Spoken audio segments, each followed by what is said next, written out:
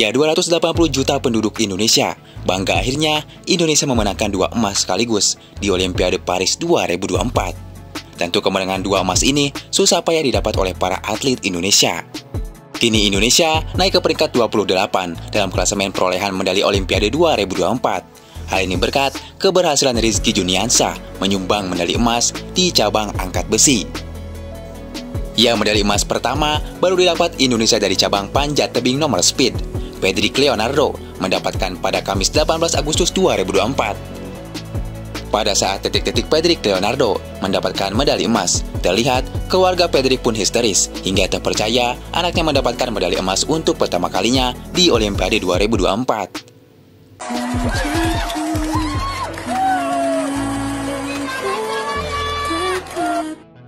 Kemudian, Rizky menambah perolehan medali emas Indonesia dari cabang angkat besi.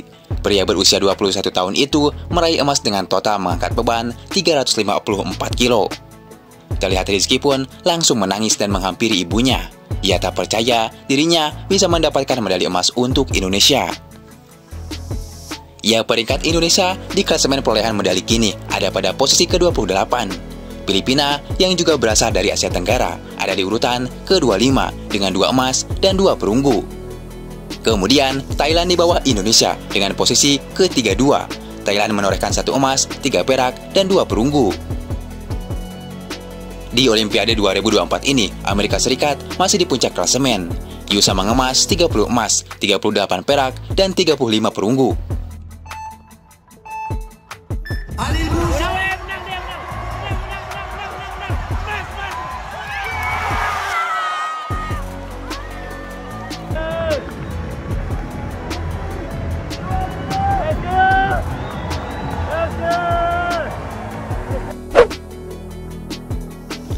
Sebut Indonesia bakal babak belur di ronde ketiga. Percaya diri Malaysia bakal nyalip ranking Indonesia. Ya, timnas Indonesia dan Malaysia saat ini saling bersaing ketat di ranking FIFA. Indonesia saat ini berada di posisi 133 dunia setelah naik 1 tempat pada pembaruan ranking FIFA pada 18 Juli lalu. Sementara itu, Malaysia ada di peringkat 134 dunia. Ya, pada agenda FIFA bulan September ini, kedua tim akan sama-sama sibuk. Skuad Garuda bakal berlaga di putaran ketiga kualifikasi Piala Dunia 2026 zona Asia. Di sisi lain, Malaysia bermain untuk Piala Merdeka 2024 dengan mengundang Tajikistan, Lebanon, dan Filipina. Nah, di babak ketiga ini, di grup C nanti, Malaysia memprediksi Indonesia akan berpotensi kalah oleh tim-tim sekelas Jepang, Australia, dan Arab Saudi. Disitulah, menurut Malaysia, Indonesia akan mengalami penurunan ranking. Sementara itu, Malaysia yakin bisa menang terus ketika melawan Tajikistan, Lebanon, hingga Filipina di FIFA Matchday dalam tajuk Piala Merdeka. Turnamen ini memang sudah disusun untuk meningkatkan posisi mereka di ranking FIFA. Peluang Malaysia untuk menyalip posisi Indonesia kini terbuka lebar. Kesempatan ini tentunya ingin dimanfaatkan sebaik mungkin, khususnya untuk meningkatkan posisi ranking FIFA. Tulis makan bola. Ya, memang dari sisi lawan tentu Indonesia akan menghadapi masalah besar. Dilihat dari ranking FIFA, skuad Garuda akan menerima lawan-lawan tangguh, yakni Arab Saudi, Australia hingga Jepang. Kemenangan dan kekalahan pada laga-laga tersebut tentu akan memberikan dampak besar bagi posisi Indonesia. Bahkan menahan imbang tim kuat tersebut cukup berpengaruh bagi pasukan Sintayong. Dengan kualitas yang sedang naik, ini jadi tantangan besar untuk membuktikan bahwa Indonesia sudah tidak bisa dipandang sebelah mata. Sebaliknya, kekalahan akan membuat Harimau Malaya bisa mengambil alih posisi di ranking FIFA. I can see that they compare. I think everyone's against me. Maybe something in the air. Am I paranoid? I swear a void is forming and they're scared. I walk a straight path. Not many can say that. I like to play.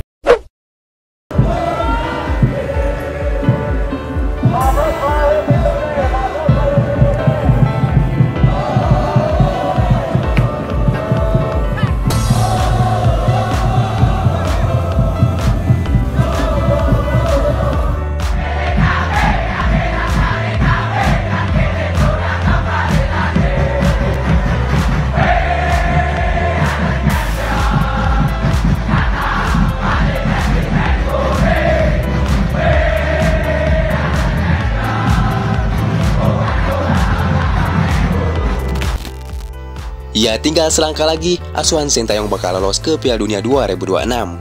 Selama ini sudah dipikirkan Sintayong secara detail, bagaimana caranya Indonesia harus bisa lolos ke turnamen paling bergengsi di seluruh dunia tersebut.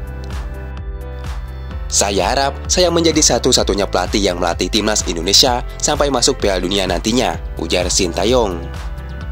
Ya, harapan tersebut bukan cuma mimpi dari Sintayong saja, namun juga mimpi 280 juta fans timnas Indonesia di penjuru Nusantara. Betapa bahagianya masyarakat Indonesia jika harapan tersebut menjadi kenyataan.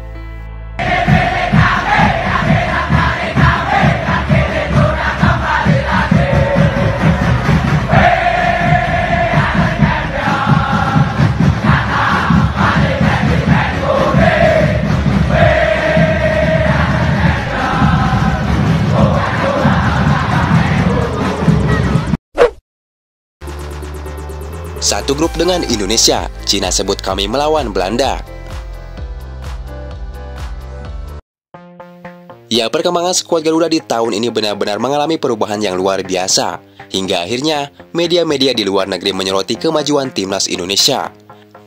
Sebut saja media Cina, di mana timnasnya akan menjadi lawan bagi Indonesia. Namun dibalik itu, media Cina entah panik atau lagi sedang menyindir timnas Indonesia.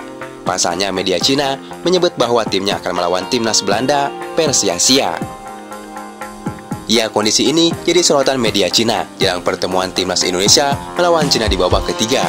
Kedua tim diketahui tergabung di grup sama, yakni grup C bersama timnas Jepang, timnas Australia, dan juga Arab Saudi. Dibandingkan Bahrain, Indonesia punya ambisi besar untuk bisa kembali ke putaran final Piala Dunia.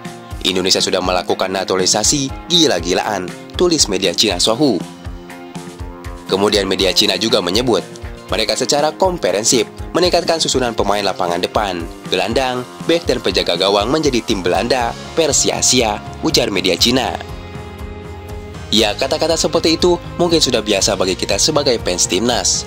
Dulu saja ketika di ASEAN Cup Qatar saat melawan Vietnam, Vietnam juga menyindir asuhan Sintayong. Kami melawan Indonesia atau timnas Belanda, ujar pemain Vietnam.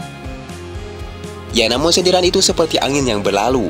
Bagi supporter Garuda sejati, jika mereka memiliki paspor Indonesia, berarti mereka adalah orang Indonesia. Dan yang paling penting, Indonesia lolos ke Piala Dunia 2026. Amazing win here in Vietnam. We fought for it, everyone. 3 points, yeah! Messi, aparece Messi, gol!